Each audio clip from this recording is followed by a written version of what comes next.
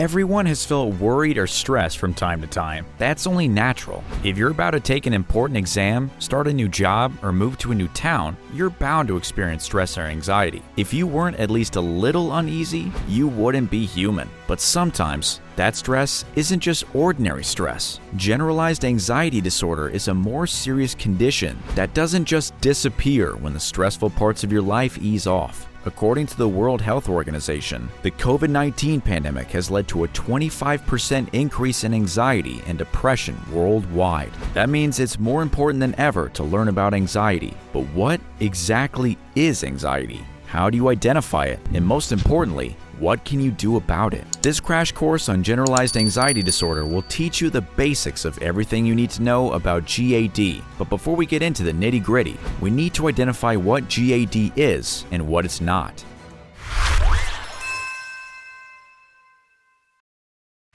A lot of different things can trigger feelings of anxiety. We already mentioned that stressful events in our lives can cause anxiety. This is normal anxiety that everyone experiences. But other psychological conditions can also lead to anxiety. These conditions can include phobias, social anxiety disorders, or post-traumatic stress disorder. While these can form part of generalized anxiety disorder, they are not what we'll be talking about today. It's still important to be aware of them because people who suffer from anxiety often have more than one form of anxiety disorder. Generalized anxiety disorder, which we'll focus on, is defined as a long-term condition that isn't related to just one issue, unlike an anxiety attack relating to something like a phobia or PTSD. People with GAD feel intense, persistent, or excessive worry or fear most days, or even all the time. These feelings often peak into full panic attacks, which can come on suddenly and sometimes even without triggering causes. Often, when people with this condition resolve one thought which is causing their anxiety,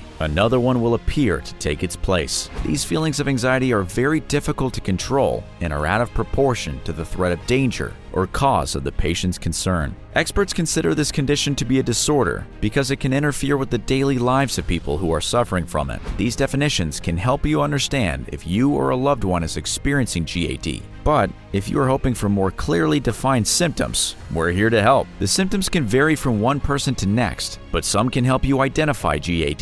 Here's our list of the common symptoms of anxiety, and most specifically, the symptoms of generalized anxiety disorder. Feelings of relentlessness, tension, or worry. Difficulty concentrating, even on simple tasks, usually because you are worrying about something. Trouble sleeping because you cannot stop anxious thoughts. A sense of impending danger. Dizziness, increased heart rate, heart palpitations, feeling of fatigue or generalized tiredness and weakness. Difficulty controlling feelings of worry or anxious thoughts. Gastrointestinal problems like nausea, constipation, or diarrhea. Experiencing panic attacks that don't seem to have been triggered by anything specific. Feeling an urge to avoid stressful situations or places that trigger panic attacks. If you're unsure what panic attacks are, don't worry. They also have symptoms that can be identified. You might experience just some symptoms or all of them. Look out for an increased heart rate, rapid breathing or hyperventilation, which can feel like you're unable to breathe or like your throat is closing up. Sweating, trembling, chills, hot flashes, chest pain, nausea, stomach cramps, headaches, dizziness, lightheadedness, or feeling like you're about to faint, numbness or tingling sensations, feelings of fear about losing control, dying, or an unidentified sense of danger, a feeling of detachment, or like you're unsure of reality. As we mentioned, anxiety is normal in some situations, which makes people less likely to look for help because they don't want to seem like they're overreacting or don't want to bother anyone with a problem that could go away on its own. So, in case you're unsure, you definitely should see a doctor if your feelings of anxiety are causing you distress and are difficult to control. You should also get help if these feelings affect your daily life, whether it's your work, relationships, or anything else that would normally be easy. And if your emotions are causing health problems for you, such as drug or alcohol abuse, or if you suspect your anxiety might be caused by an existing health problem, get help immediately. And if you're feeling depressed or suicidal, seek professional help immediately. even if you're not experiencing anxiety. You can probably tell by now that this condition is horrible to live with, even if it's not boiling over into panic attacks. People who have GAD will often struggle to even remember the last time they felt relaxed. That's no way to live, but it's not hopeless. There are many ways to help people suffering from generalized anxiety disorder,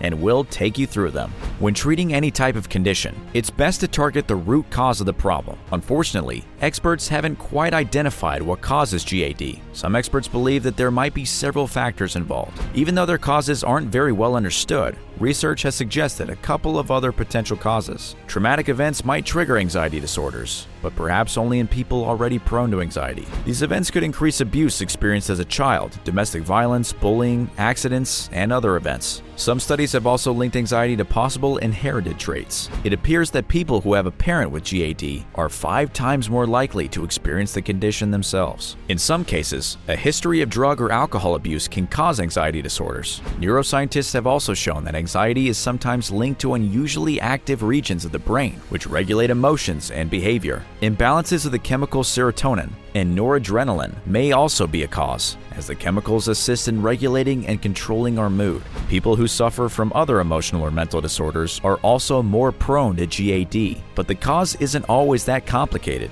A buildup of multiple small stressors can eventually trigger excessive and persistent anxiety. In some cases, your anxiety might also be linked to certain medical conditions. In fact, doctors sometimes use anxiety symptoms as the first sign of an identified health condition. Heart disease, diabetes, thyroid problems, respiratory disorders, chronic pain, and persistent IBS have all been linked to anxiety. And in some rare cases, anxiety can be caused by tumors that produce hormones that regulate our fight-or-flight response. You can sometimes tell that an underlying medical condition is the cause of your anxiety. If you don't have any relatives who suffered from GAD, you never experienced these feelings as a child, if you don't feel the need to avoid people or places because of your anxiety, or if your anxious feelings appeared suddenly and you had no history of the disorder, then it's more likely that a medical condition is causing it. However, if those things are true for you, you still might not be sick. Anxiety can also be caused by some medications or withdrawals from medication, alcohol, or drugs. And if you happen to be a woman and your anxiety started around the time you began using a new type of contraceptive pill, listen up. People react to each brand of the contraceptive pill in unique ways. These pills affect your hormones, which can alter your emotions and can cause persistent anxiety. It's impossible to predict how you will react to a new brand until you try it. So if you think that might be the cause, see your doctor.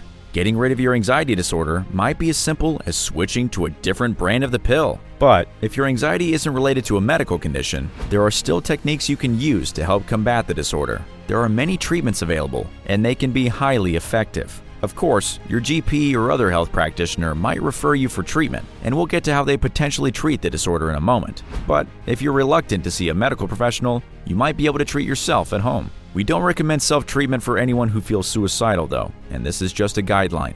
Still, some people find these options really helpful. Here are our recommendations to help you combat anxiety on your own. To start, cutting down on alcohol, caffeine, and quitting smoking has shown to help some people. Regular exercise can also help, not just because it improves your health either. When you exercise, your body releases endorphins. This chemical causes euphoric and positive feelings in your body, which is pretty similar to morphine. It can leave you with a positive and energetic outlook on life that can, over time, combat anxiety, especially in combination with other self-treatments. Another simple and highly effective treatment could be as simple as lounging in the sunshine. Research shows sun exposure can be an effective treatment for anxiety and even depression, especially when combined with other treatments. This is because sunshine increases your serotonin levels, which helps regulate your emotions. It is also the most effective source of vitamin D, which serves many important functions in your body. Just 5 to 15 minutes of sunlight on your skin a couple of times a week can be enough to cause an improvement. Maybe try going for a walk in the sun. That way, you get the benefits of both the sun and light exercise. Another simple at-home treatment that is getting a lot of attention as an effective treatment for anxiety, depression, and stress is vagus activation. Here, the vagus refers to your vagus nerve,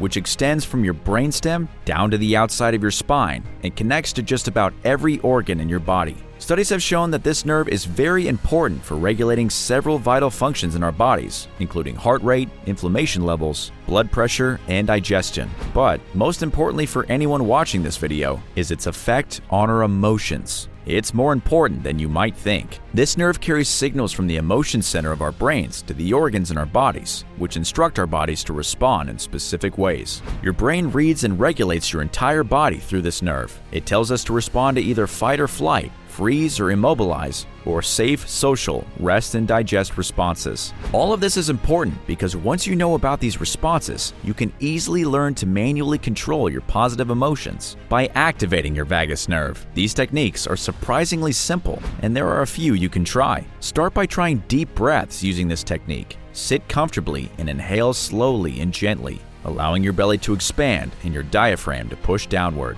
Then pause for 3 seconds before exhaling gently, slower than you breathed in if possible, while paying close attention to the feeling of air in your throat and the feeling of your diaphragm moving back towards your spine. Just 5 minutes of that type of breathing can relax you. You can also try massaging the sensitive parts of your face and neck to activate your vagus nerve. However, this can lower your blood pressure pretty quickly. That's great if you have high blood pressure, but it can make you faint if your blood pressure is already low. Another simple way to activate your vagus nerve is by smiling or laughing. You don't have to mean it. Your vagus nerve doesn't know the difference between a fake smile or laughter that's not genuine. It will still tell your brain that you're happy in significant ways that will make it true. Vagus nerve activation is also really effective in calming you down if you have a panic attack. There's also one simple technique that is often used in place of a traditional method of breathing into a paper bag, which is not usually recommended anymore. To try it, simply put your thumb into your mouth and blow gently, without letting any air escape. If you do this a few times, your body will come out of its panic response, and you'll be able to calm down. This technique is known as a modified Valsalva maneuver in medical circles. It works by increasing pressure in your chest and at the back of your throat to activate the vagus nerve.